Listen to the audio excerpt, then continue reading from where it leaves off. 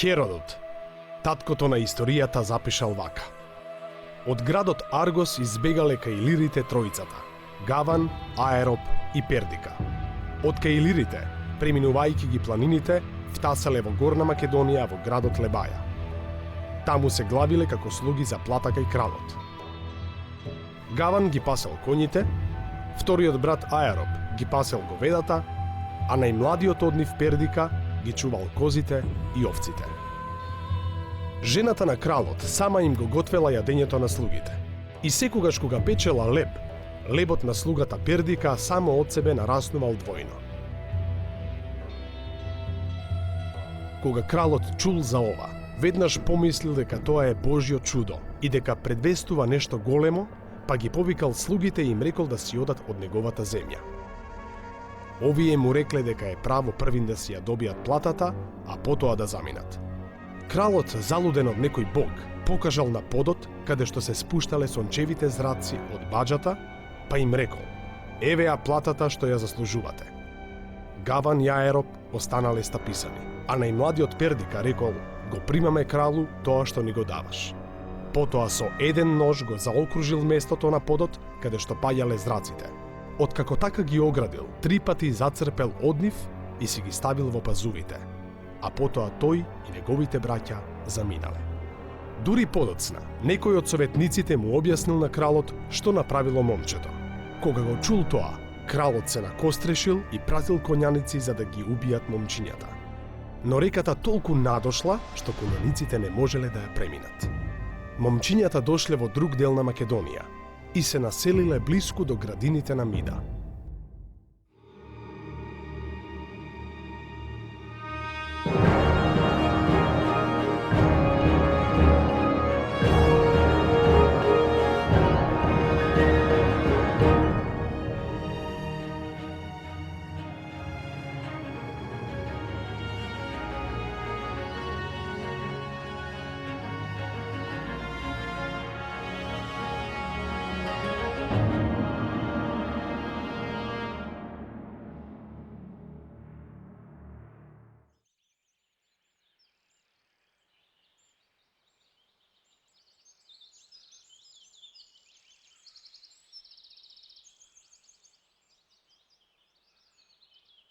Гаван, Аероп и Пердика. Вака хеленскиот историограф Херодот ја запишал приказната за потеклото на првата македонска кралска ложа.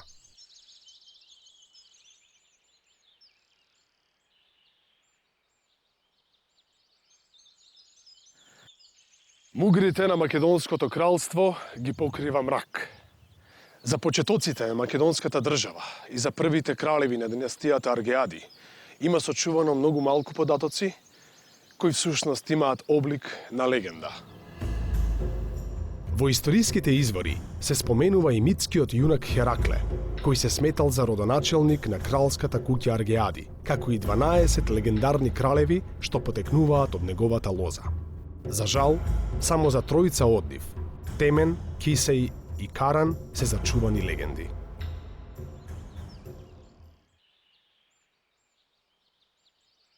Известно е дека етничкото обликување на античките македонци се случувало и завршило во периодот од раната историја, што го нарекуваме железно време.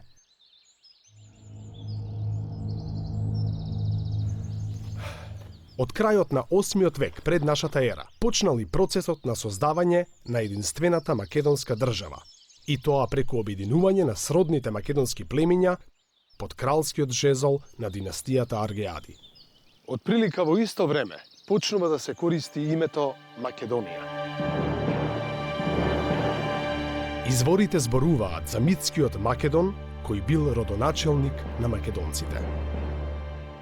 Се кажува и дека областа Орестида, од каде што потекнува македонската кралска династија, во постаро време се нарекувала Макета. Најпосле, Херодот го споменува племето македонци. За значењето на името Македонија постојат неколку верзии, тоа се направени врз основа на лингвистички анализи. Лингвистичките анализи некои од лингвистите сметаат дека името е всушност доаѓа од хеленскиот збор Македонос, други пак сметаат дека се работи за старобалканско име и дека е изведено од бригискиот збор за земја. Трети пак сметаат дека всушност името Македонци е хеленски превод на нивното име Кауконци. Сите три верзии постојат во историската наука, со тоа што и сите три верзии се релевантни.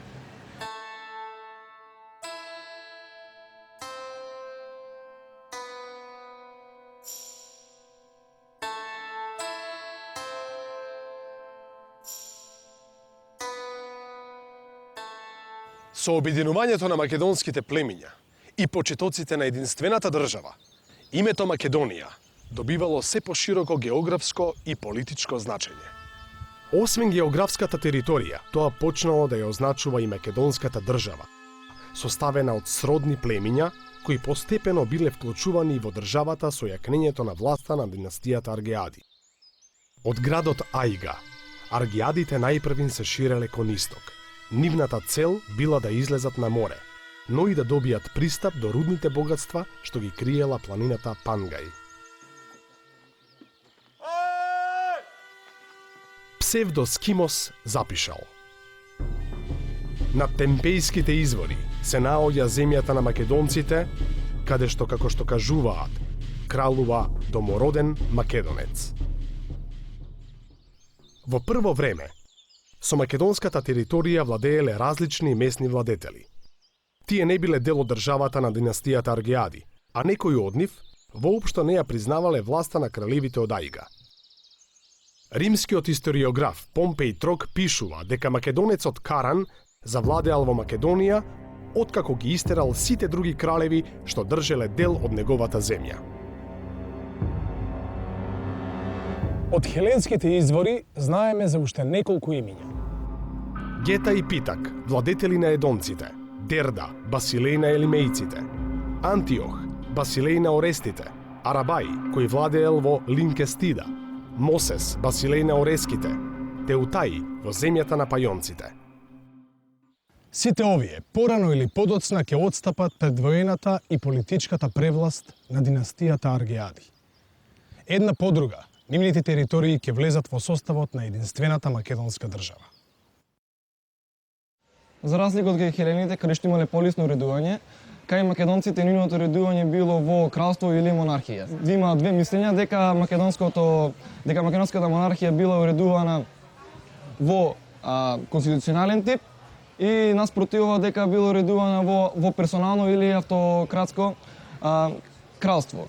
Но сепак треба да се има на мислење дека македонското уредување или монархијата не била статичен тип, туку таа со тек на време се менувала. Врховна улога во македонската монархија имал кралот, каде што тој го имал главниот збор, но тој не управувал со сила, туку управувал со според законот.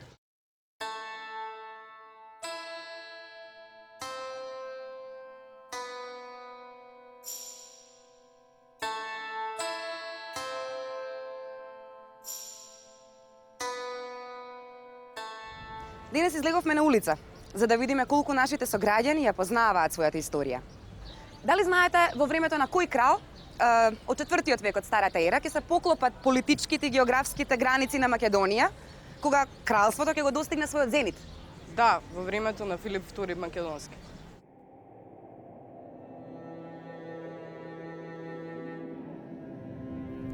За владеењето на кралот Пердика I не се зачувани никакви конкретни податоци. Се знае само тоа дека во ова најрано време на династијата, главен непријател на Македонија биле илирите. Против нив војувал наследникот на Пердика, кралот Аргај. Во изворите е забележена и епизода за војната Итрина, што Аргај ја применил во борбата против Галаур, водачот на илирското племе Тауланти. Се раскажува дека Аргај го зголемил бројот на своите војници со тоа што преоблекол девојки во мажи. Тие во рацете носеле стапови, исто како придружничките на богот Дионис. По победата, Аргај му изградил храм на богот Дионис, Псевданор, лажливиот, како и на мимоланките, македонските мајнади. Мајнадите се придружнички на богот Дионис, кои што во десната рака носеле Тирсос, во левата рака носеле грозд. Сега, Дионис е малоазиско божество на вегетација, чишто култ било пребацено на Балканот и во Македонија е едно од најпочитуваните божества и му давале голема важност. Учесничките во неговите култови на Дионис од поранешно време, значи, се знае дека нивните имиња се биле Клудинки и Мималонки.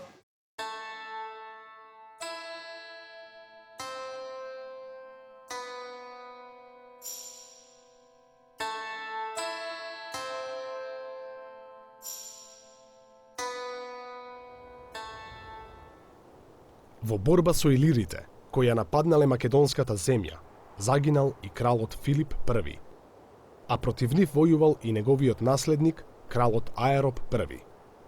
За следниот крал, кој се викал Алкета, е зачуван уште еден интересен податок. Тој како бебе во една прилика бил однесен на бојното поле во Лулка, зашто неговите македонци верувале дека само божеското присуство на кралот може да обезбеди победа на бојното поле. Аминта I најверојатно дошол на власт околу 540 година од Старата ера. Не знаеме колкава била Македонија во негово време, но според забелешките на некои антички писатели, се претпоставува дека тоа биле неколку области од десниот брег на реката Акси, денешен Вардар. Сепак, Македонското кралство не е останало настрана од политичките случувања во Егејското море. Напротив, кралството Мошне бргу се нашло во средиштето на случувањата, и тоа поради еден настан чие жариште се наоѓало мошне далеку од македонската престолнина. Големиот персиски крал Дареј се нафатил на освојувачки поход на европска почва. Херодот вели дека Дареј сакал да им удоволи на желбите на неговата жена. Дали знаете како се викала таа? Не. Атоса. Некои научници тврдат дека сакал да ги освои европските скити. Други пак мислат дека Дареј бил привлечен од богатството на Егејското крајбрежје и неговите суровини. Веројатно никогаш нема да дознаеме што го натерало големиот Дареј да се нафати на ваква работа. Но како и да е, во 513 година од Старата ера, големата персиска воена сила се префрлила преку Босфор. И за прв пат во историјата, една азиска сила навлегла во Европа. Околу 500 година од Старата ера, состојбата во Егејскиот басен се сменила. Хелените на малоазиското крајбрежје кренале бунт против персиската власт, во што добиле голема помош и од Балканот, особено од Атина. Ова востание во историјата било наречено Јонско и се разбира, персиците го задушиле, но затоа им биле потребни повеќе од 5 години. Во меѓувреме се случила смена на македонскиот престол. Најдоцна во 498 година од Старата ера, на престолот во Ајга бил устоличен Александар I. Речиси сите податоци за Александар I се врзани за настанот на векот, грчко-персиските војни. Дури и да сакал, Александар не можел да остане настрана од непријателствата меѓу персиците и хелените, кои наближувале кон точка на вриење. Македонија се наоѓала токму на патот од Босфорот кон копнената Хелада, па секој персиски копнен поход морал да минува низ македонската територија.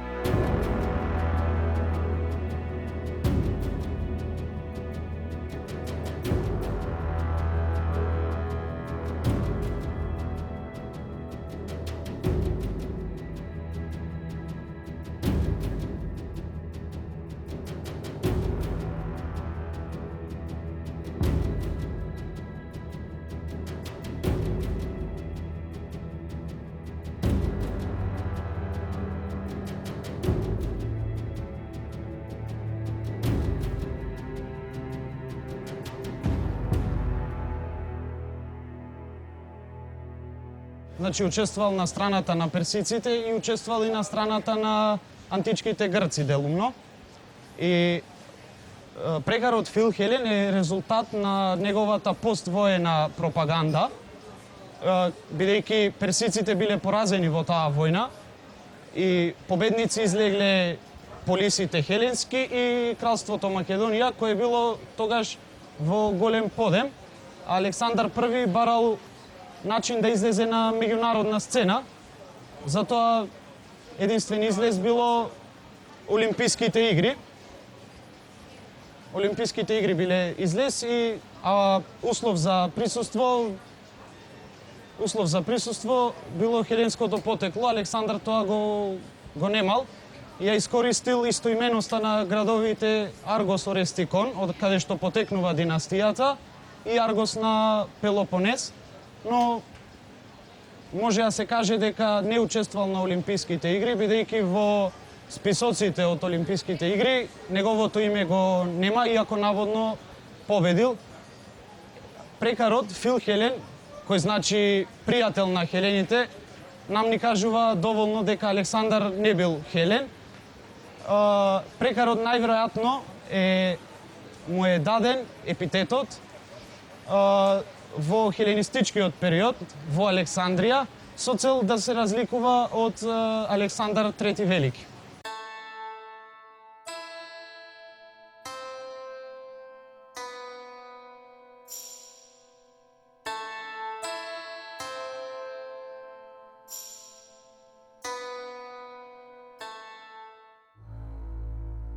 Персиците почнале да го подготвуваат теренот за нови дејствија кон запад.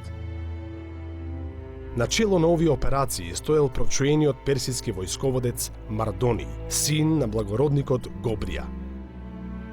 Херодот нема многу пофални зборови за Мардони.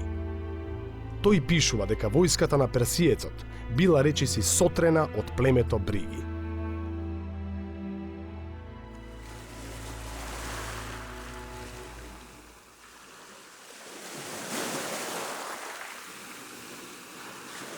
Но она што го пишува Херодот, тешко може да биде вистинито. Всушност, постигањата на Мардони воопшто не биле за подценување.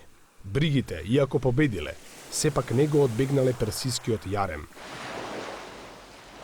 Жителите на богатиот остров Тасус, кои претходно ги контролирале рудниците на копното, сега сами си ги урнале цврстите градски бедеми и му ја предале целата флота на великиот Дареј.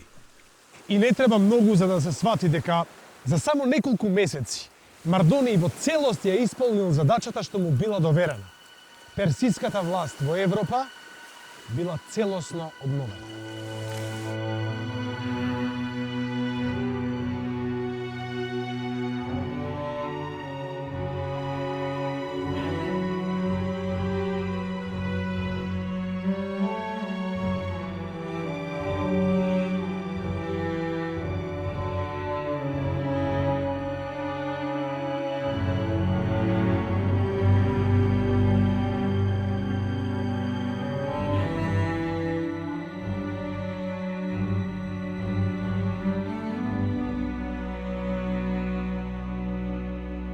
Кој бил наследникот на великиот владетел Дареј, кој во 486 година паднал во смртна постела?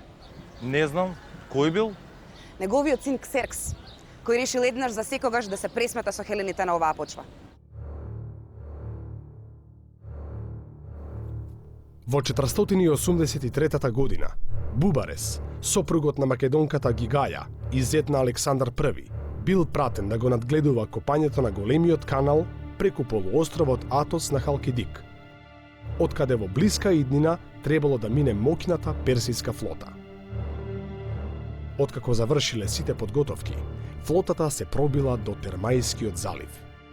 Таму веќе чекале персиската шаренолика копнена војска, предводена лично од кралот Ксеркс. Во силите на Ксеркс имало одреди од сите покорени или сојузнички држави и од сите области низ кои минувала војската.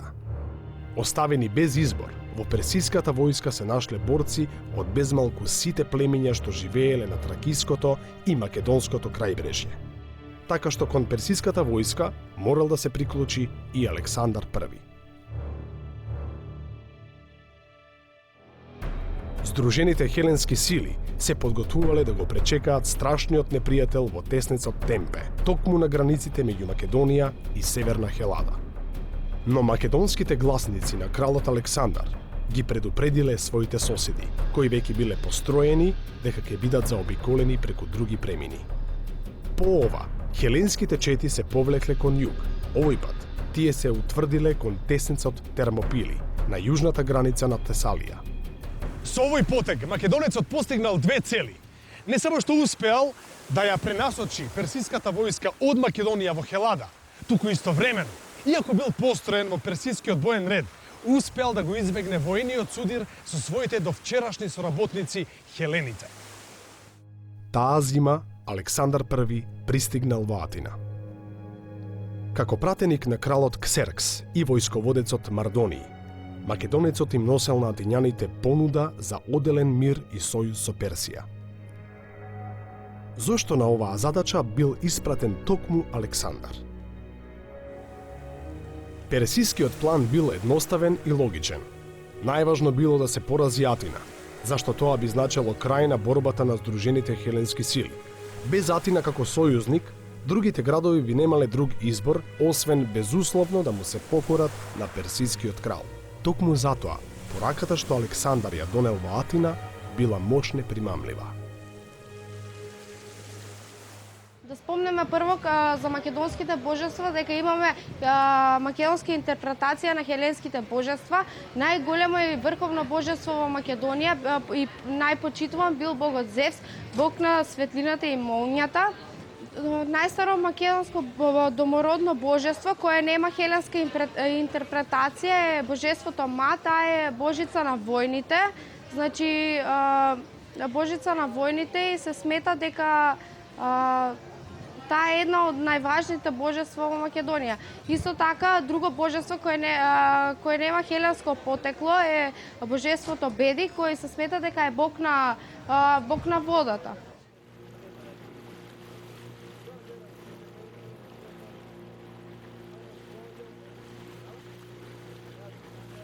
Ксеркс им понудил на атињаните да им ги простат минатите престапи, повторно да ги изгради разурнатите храмови, да им помогне да го прошират влијанието надвор од полуостровот Атика и најпосле да им дозволи да живеат во согласност со нивните закони. Сепак, мисијата на Александар пропаднала. Атињаните ја одбиле персиската понуда, затоа што со персискиот предлог ниту се решавало прашањето за причините на војната, ниту пак прашањето за превласт во Егејското море. А освен тоа, во Хелада се уште имало активна персиска војска, па затоа атињаните никогаш не биле докрај сигурни во својата безбедност.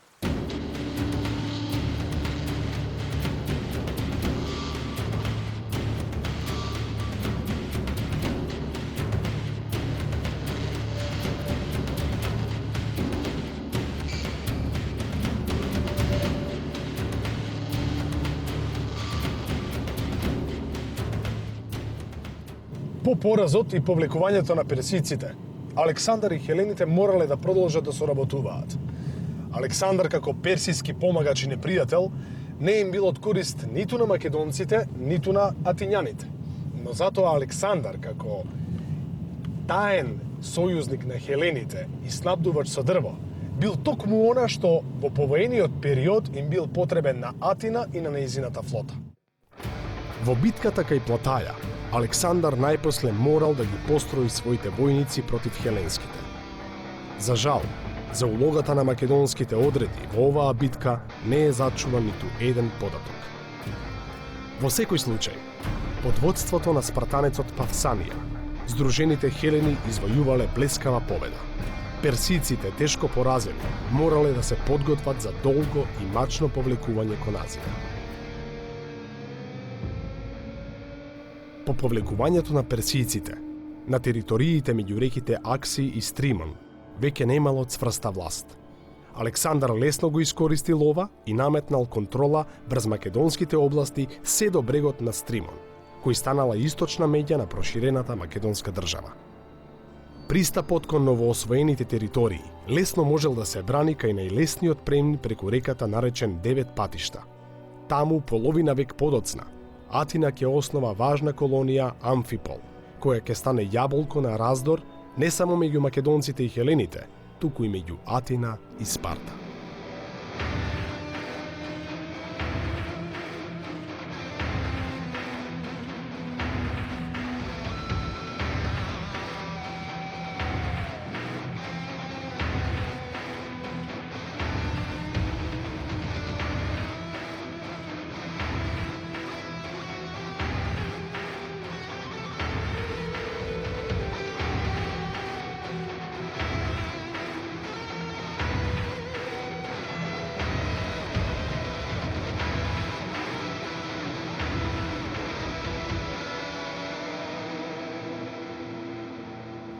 Што сакала да постигне Атина кај Стримон? Клучот за овој потек се крие во атинските потреби од дрво за бродоградба. Атинското снабдување се уште целосно зависело од Македонија. Александар I бил главниот снабдувач со квалитетно македонско дрво, но откако извојувал економска независност, Атина не можела ниту да го контролира, ниту пак лесно да го подчини. Најважниот атински увозен материјал зависел од добрата волја на македонскиот крал, а тоа Атина не смеела да си го дозволи. Која година починал кралот Александар I? Починал во 454 година од Старата ера. Точно така. Неполна деценија по атинските обиди за населување на местото 9 патишта. Македонија по неговото владеење ни одблизу не личела на кралството што му го оставил неговиот татко Аминта. Така Македонското кралство израснало во голема политичка и економска сила на северното Егејско крајбрежје. Сила која морала да биде земена во предвид при секој политички или воен потфат во регионот. Македонија била обединета од реката Стримон на исток до падините на планината Олимп на југ. По ваквиот подем на кралството, Александар се почувствувал доволно силен за да излезе на меѓународна сцена.